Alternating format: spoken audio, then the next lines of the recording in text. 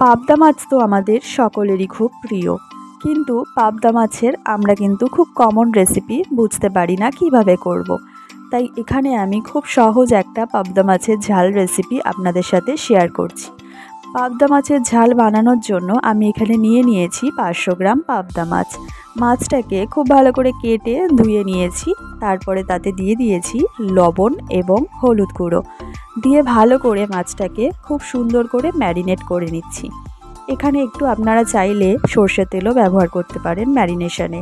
এখানে সমস্ত মাছগুলোকে ম্যারিনেট করে নিয়েছি। তারপরে পাবদা মাছের ঝালের জন্য আমি এখানে নিয়েছি সর্ষে, 1 চামচ সাদা সর্ষে, 2 চামচ কালো সর্ষে, 1 চামচ পোস্ত, তার মধ্যে দিয়ে দিচ্ছি কয়েকটা কাঁচা লঙ্কা গোটা এবং দিয়ে দিচ্ছি একটু লবণ। ভালো করে একটা মিহি পেস্ট করে নেব।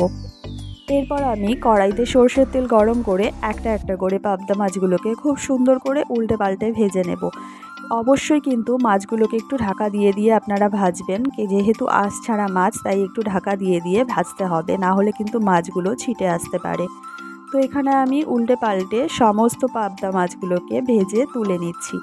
এবার ওই তেলের মধ্যে দিয়ে দিচ্ছি একটু কালো জিরে, একটু হলুদ গুঁড়ো, একটু লঙ্কার গুঁড়ো। ভালো করে নাড়াচাড়া করে এখানে আমি সর্ষে পোস্তর পেস্টটা দিয়ে দিচ্ছি। এখানে পেস্টটা দিয়ে খুব ভালো করে নাড়াচাড়া করে নেব। এখানে কিন্তু অবশ্যই খুব ভালো করে নাড়াচাড়া করে নিতে হবে। এই মুহূর্তে কিন্তু আপনারা কোনো রকম জল ব্যবহার করবেন না। এখানে মশলাটাকে খুব ভালো করে নাড়াচাড়া করে মিশিয়ে নিচ্ছি। এরপর দিয়ে দিচ্ছি ফ্যাটানো টক দই। ফ্যাটানো টক দই দিয়ে আবারও কিন্তু খুব ভালো করে নাড়াচাড়া করে সমস্ত উপকরণগুলোকে মিশিয়ে নিচ্ছি। এখানে আমি সমস্ত উপকরণগুলোকে খুব ভালো করে কষিয়ে নিয়েছি। তারপরে দিয়ে দিচ্ছি এখানটায় পরিমাণ মতো জল। এখানে কিন্তু আমি পরিমাণ মতন জলটা দিয়ে এখানে আমি আস্তে আস্তে সমস্ত মশলাগুলোকে মিশিয়ে দেব জলের সঙ্গে। আমি যতটা ঝোল রাখছি আমি ততটাই জল দেব, আপনারা জলটা বুঝে দেবেন। খুব বেশি ঝোল রাখলে কিন্তু ভালো লাগবে না। এবার জলটা ফুটে আসলে আমি এখানটায় সমস্ত মাছগুলোকে ছেড়ে দিচ্ছি। এখানে কিন্তু অবশ্যই আগে একটু ঝোলটাকে ফুটতে দেবেন, তারপরে মাছগুলো দেবেন, না হলে কিন্তু মাছগুলো ভেঙে যেতে পারে। এখানে আমি সমস্ত মাছগুলোকে দিয়ে 5 মিনিটের মতন ফুটিয়ে নিচ্ছি। ঝোলটা আমি খুব বেশি গাঢ় করব না। এখানে আমি 5 মিনিট পরে দেখুন ভালো করে কিন্তু ঝোলটা অনেকটা পরিমাণে শুকিয়ে গেছে। এবার ওপর থেকে দিয়ে দিচ্ছি চিড়ে রাখা কাঁচা লঙ্কা এবং কুচনো ধনেপাতা এবং 1 চামচের মতন সর্ষের তেল। ভালো করে নাড়াচাড়া করে নিলেই কিন্তু পাবদা মাছের ঝাল একেবারেই তৈরি।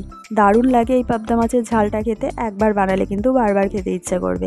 আজকের রেসিপিটা এই পর্যন্তই। যদি রেসিপিটা ভালো লাগে তাহলে অবশ্যই একটা লাইক করে দেবেন, চ্যানেলটিকে সাবস্ক্রাইব করে রাখবেন। দেখা হচ্ছে নতুন কোনো ভিডিওর সঙ্গে। ততক্ষণ ভালো থাকবেন, সুস্থ থাকবেন। ধন্যবাদ।